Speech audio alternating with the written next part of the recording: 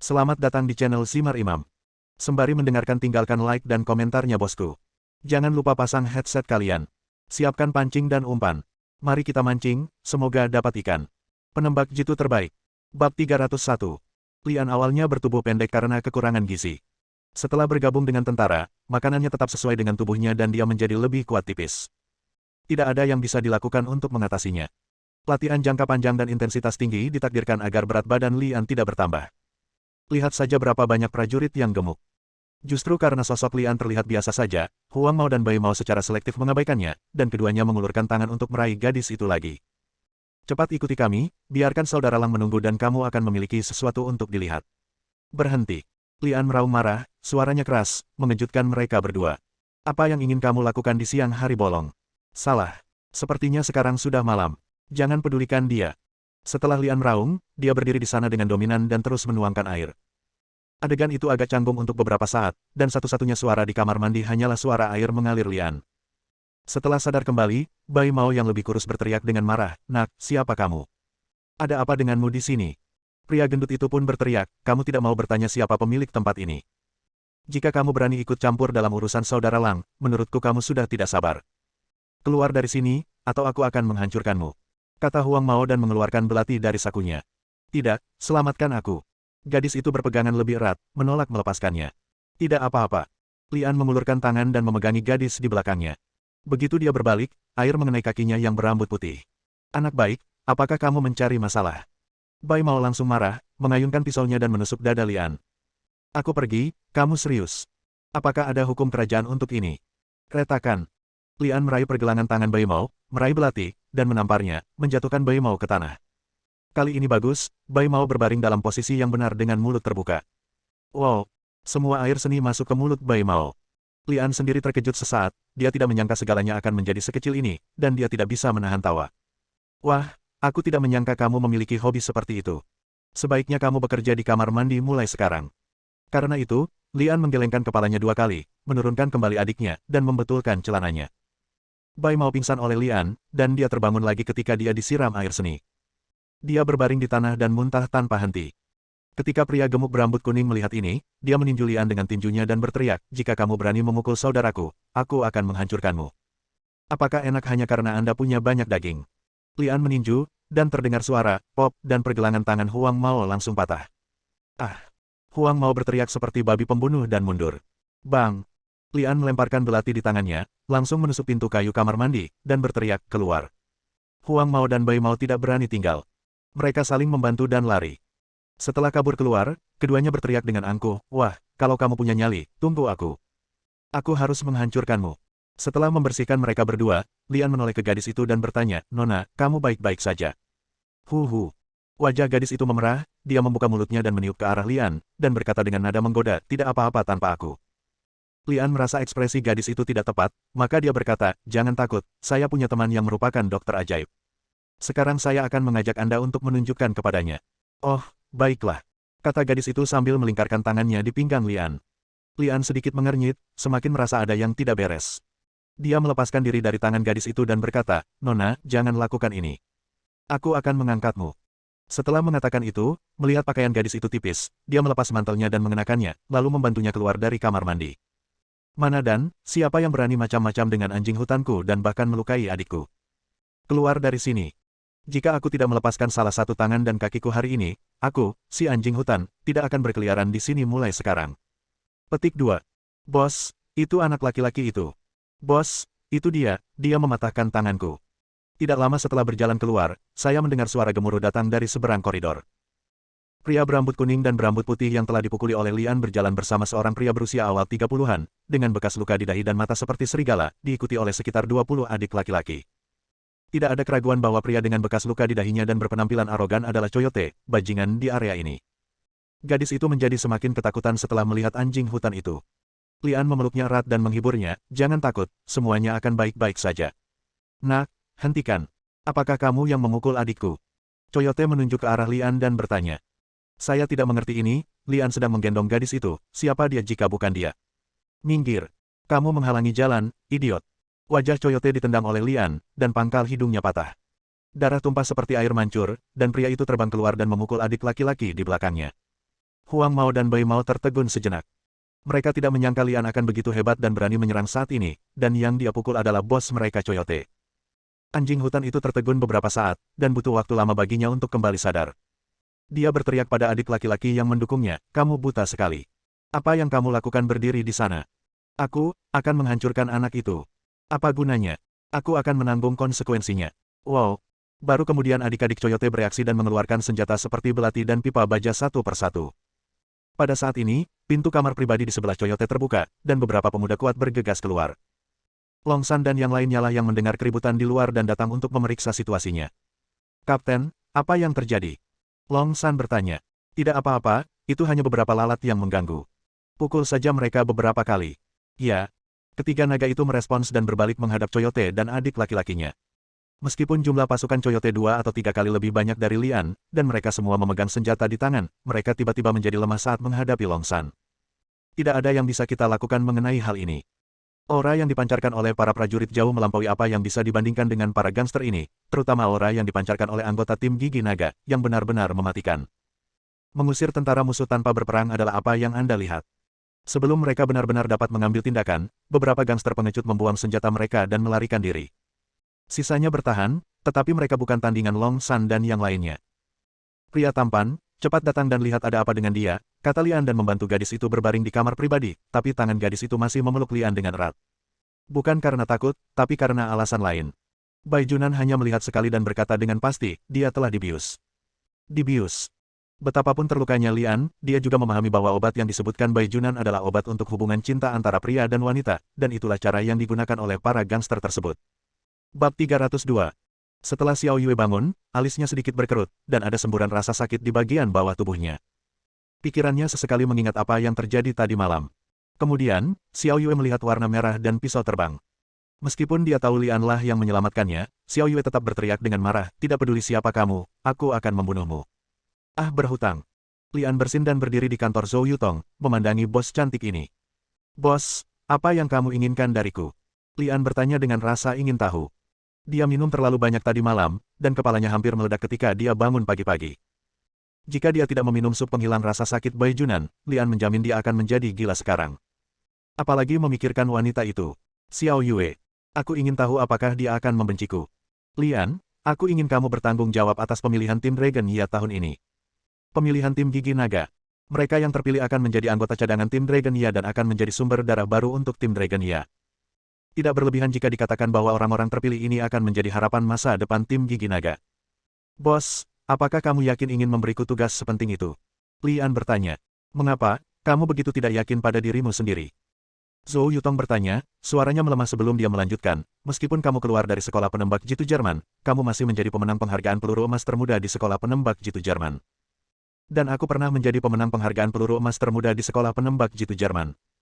Mendengar tentang apa yang kamu lakukan di Jerman, baik dari segi pengetahuan teoritis maupun pengalaman tempur praktis. Kamu sangat ahli di tim Dragon Ya. Bisa dibilang tidak ada yang lebih cocok dari kamu untuk menjadi penanggung jawab seleksi ini." "Bos, karena Anda sangat menghargai saya berjanji untuk menyelesaikan misi ini," teriak Lian dengan hormat militer. Zhou Yutong melambaikan tangannya dan berkata, "Kembalilah dan bersiaplah, kita akan berangkat besok." Setelah Lian kembali ke asrama, dia mulai memberi hormat. Bai Junan dan yang lainnya sudah mengetahui situasinya dan berlari. "Kapten, apakah Anda akan bertanggung jawab atas uji coba tahun ini?" Lian menjawab tanpa menoleh ke belakang, "Yah, beritamu sangat cepat." "Siapa yang kamu bawa?" Long San bertanya. "Hanya aku," jawab Lian. "Kamu satu-satunya. Bagaimana mungkin? Apa yang akan kami lakukan jika kamu pergi?" teriak Bai Junan. Lian kemudian berbalik dan melihat ke arah anggota tim. "Semua orang baru saja bersama selama 1 hari dan harus putus lagi. Jika aku pergi, bukankah kita masih memiliki Cheng Hai? Dia akan terus menjabat sebagai kapten tim ke-9. Bagaimana itu bisa dilakukan? Kamu adalah kapten sebenarnya dari tim ke-9. Aku akan pergi mencari tim Zhou sekarang." Teriak Cheng Hai dan berbalik dan berlari keluar.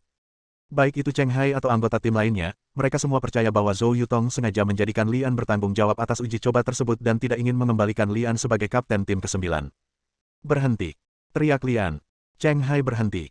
Lian memandang ke arah Cheng Hai, lalu ke yang lain, dan berkata dengan wajah serius, "Ini adalah perintah dari atas agar saya bertanggung jawab atas seleksi. Bahkan jika Anda memiliki keberatan, Anda harus menyimpannya kepada saya." "Ya." Semua orang menjawab. "Sebelum aku pergi, aku masih kaptenmu." Sekarang bawakan aku senjata dan perlengkapanmu.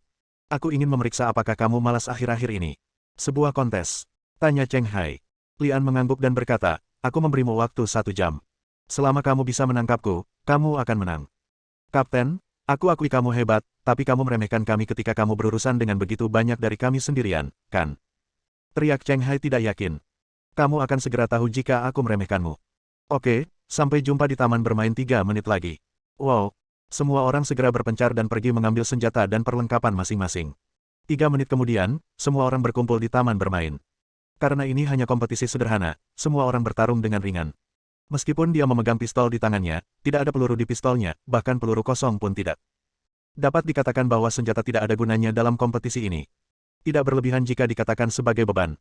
Ang Li juga hanya membawa senapan sniper tipe 85, belati, dan 1 set pakaian, jili, untuk kamuflase. Setelah secara pribadi memeriksa peralatan semua orang, Lian melambai kepada semua orang dan kemudian memasuki gunung belakang terlebih dahulu. Begitu dia memasuki gunung belakang, Lian seperti ikan yang memasuki laut, dan akan sulit menemukannya lagi. Cheng Hai, sebagai penjabat kapten dan komandan, mengumpulkan semua orang dan bertanya, apakah Anda memiliki taktik yang bagus untuk kompetisi ini? Saya pikir semua orang harus berkumpul agar kapten tidak bisa berbuat apa-apa terhadap kita. Tidak, isi kompetisinya adalah kita harus menangkap kapten dalam waktu 1 jam.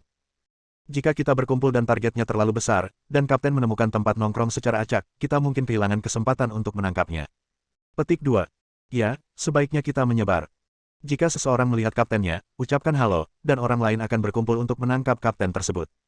Oke, ayo lakukan ini, semuanya menyebar. Setelah memutuskan taktiknya, Cheng Hai dan yang lainnya menyebar seperti jaring ikan. Lian bersembunyi di balik pohon, memegang senapan sniper dan melihat ke bawah melalui teropong. Isi kompetisinya memang membiarkan orang lain menangkapnya, namun Lian tidak bermaksud menyembunyikannya begitu saja, melainkan melawan. Melihat anggota tim berpencar, Lian tersenyum. Ini akan lebih bermanfaat baginya dan dia bisa mengalahkan mereka satu persatu. Sebagai anggota tim Gigi Naga, keterampilan bertarung setiap orang adalah yang terbaik. Mungkin mereka tidak pandai bersembunyi seperti Ang Li, tapi kemampuan mereka tidak jauh lebih buruk. Begitu mereka bersembunyi, akan sangat sulit untuk menemukannya lagi. Tang Haoxuan menjadi aktif setelah memasuki hutan, dia mengenakan pakaian kamuflase di tubuhnya dan melihat sekeliling dengan teropong di kedua tangannya. Karena pertandingan berlangsung selama 1 jam, ia yakin Ang Li tidak akan pernah berlari terlalu jauh. Lian meluncur turun dari pohon, menukik ke tepi anggota tim, dan menunggu di jalur lawan. Anggota tim ini jelas tidak memperhatikan Lian dan berjalan melewati Lian. Wow, Lian bergegas maju. Target bereaksi sangat cepat, berbalik, menggunakan pistol di tangannya sebagai tongkat untuk memukul Lian, dan pada saat yang sama mencabut pedang dengan tangan lainnya. Lian menundukkan kepalanya untuk menghindari senjata yang masuk, mengulurkan tangan untuk meraih pergelangan tangan lawan yang memegang pedang, lalu meletakkan kepalanya di dada lawan. Targetnya mengerang dan jatuh. Ang Li menyerang saat setrika masih panas dan membuat sasarannya pingsan dengan 1 pukulan. Setelah menjatuhkan 1, Lian diam-diam senang dan mengangkat kepalanya sedikit untuk mencari target lain. Hei, di mana orang-orangnya? Semua anggota tim lainnya tiba-tiba menghilang. Bab 303. Lian sedang berbaring di balik batu, memegang senapan sniper dan mencari dengan cermat melalui teropong. Reflektif. Segera Lian menemukan bahwa pantulan cermin di bawah berasal dari rumput. Jika Anda perhatikan lebih dekat, Anda akan melihat bahwa petak rumputnya sedikit berbeda dari tempat lain, dan itu adalah pakaian kamuflase. Tang Haoxuan. Senyuman terbentuk di bibir Lian. Setelah menemukan targetnya, Lian tidak menukik ke arah target seolah-olah sedang menyerangnya, melainkan berbalik dan pergi. Saat berangkat, Lian sengaja berdiri dan pergi dengan begitu megah.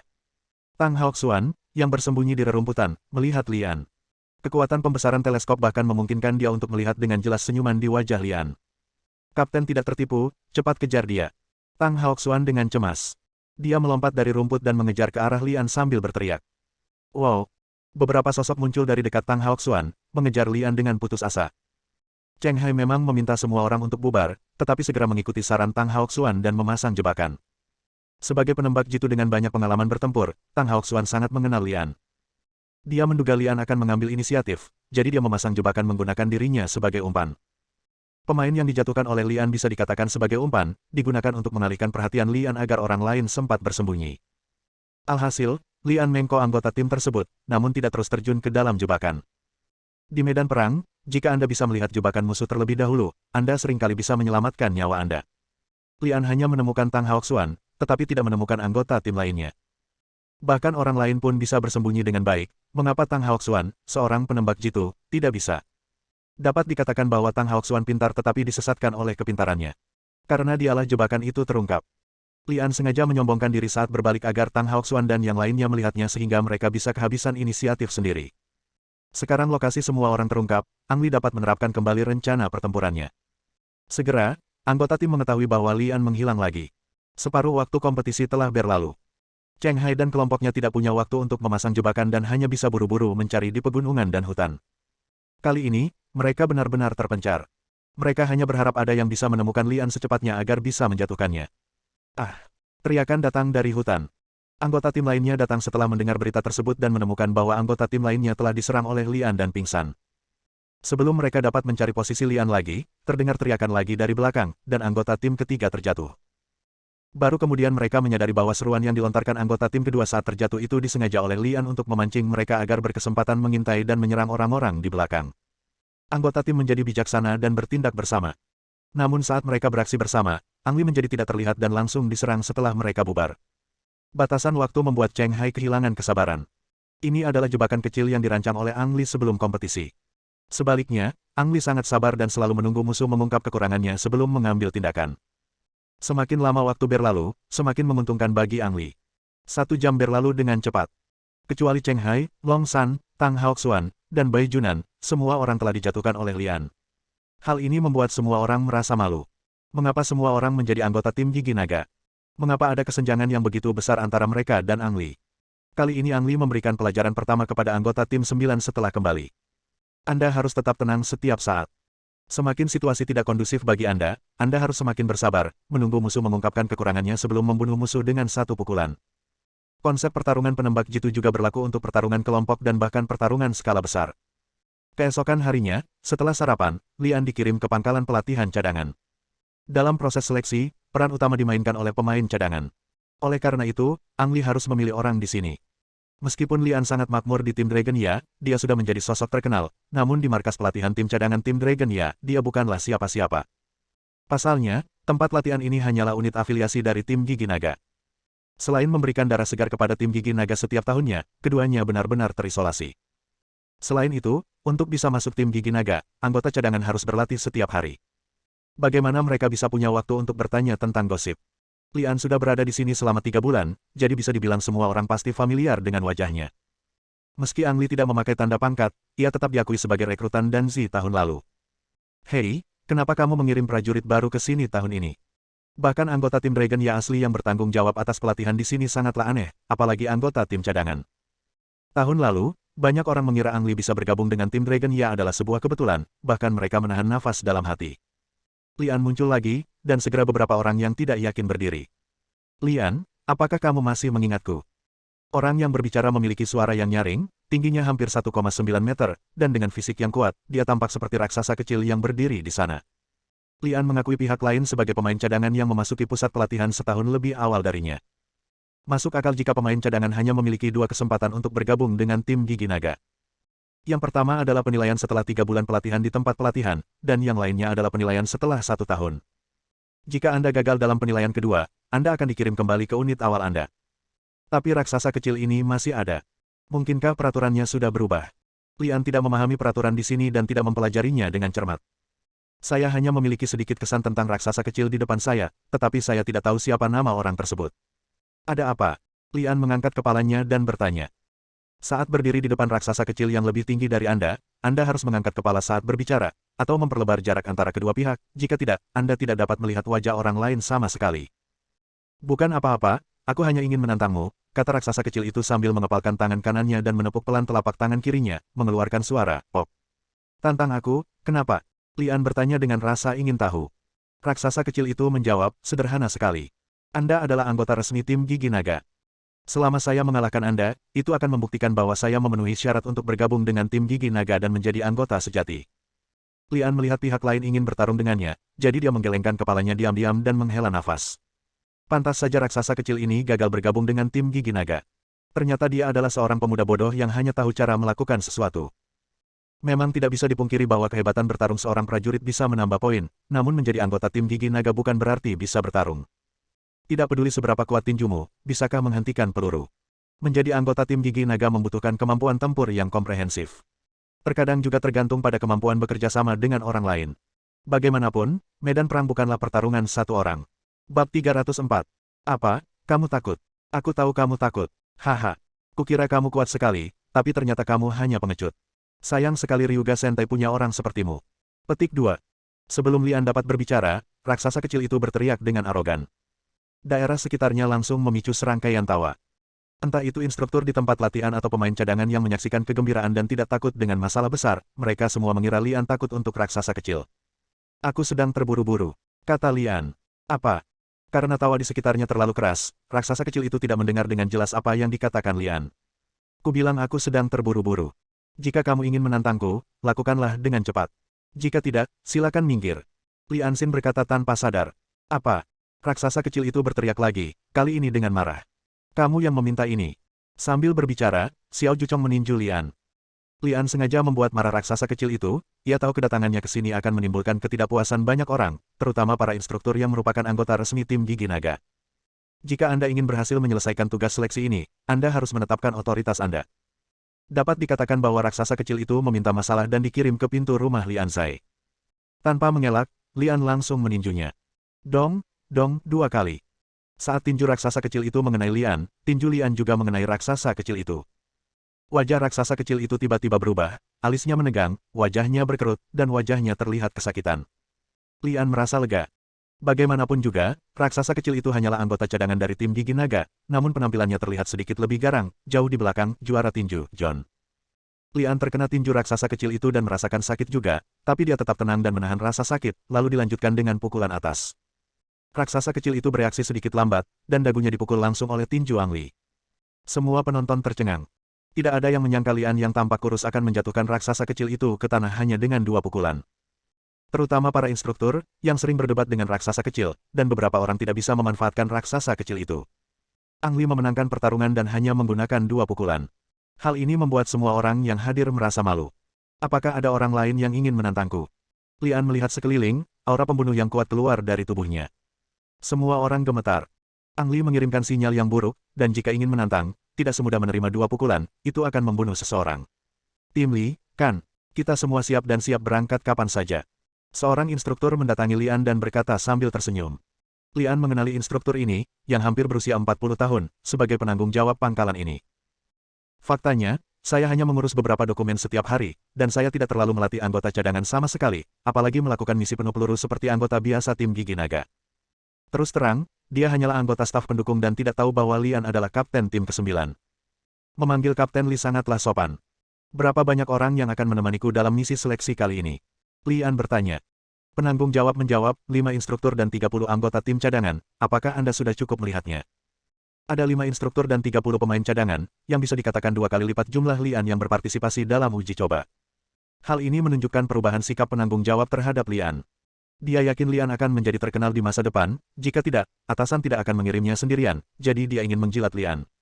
Lian menggelengkan kepalanya dan berkata, terlalu banyak. Beri saya 1 instruktur dan 10 anggota tim cadangan.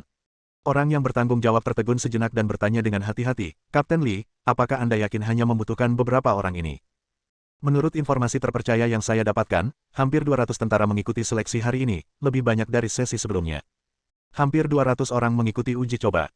Lian juga sedikit terkejut, ia teringat saat mengikuti tahun lalu, hanya orang ke-100 yang masuk seleksi. Jumlahnya tiba-tiba meningkat 2 kali lipat hari ini. Entah isi penilaiannya menjadi lebih rendah, atau ada lebih banyak saham potensial di sesi ini. Saya hanya butuh 1 instruktur dan 10 anggota tim cadangan. Tentu saja pasukan logistik masih perlu dijamin sepenuhnya, kata Lian tanpa mengubah wajahnya, khususnya menyebutkan logistik. Dengan 200 orang, makan saja sudah menjadi masalah, dan Lian tidak bisa melakukannya sendiri. Penanggung jawab segera menjawab, Kapten Li tidak perlu khawatir tentang logistik, saya sudah mengaturnya. Adapun orang yang diinginkan Kapten Li, menurut Anda siapa yang dia butuhkan? Karena itu, dia menyerahkan daftar tersebut.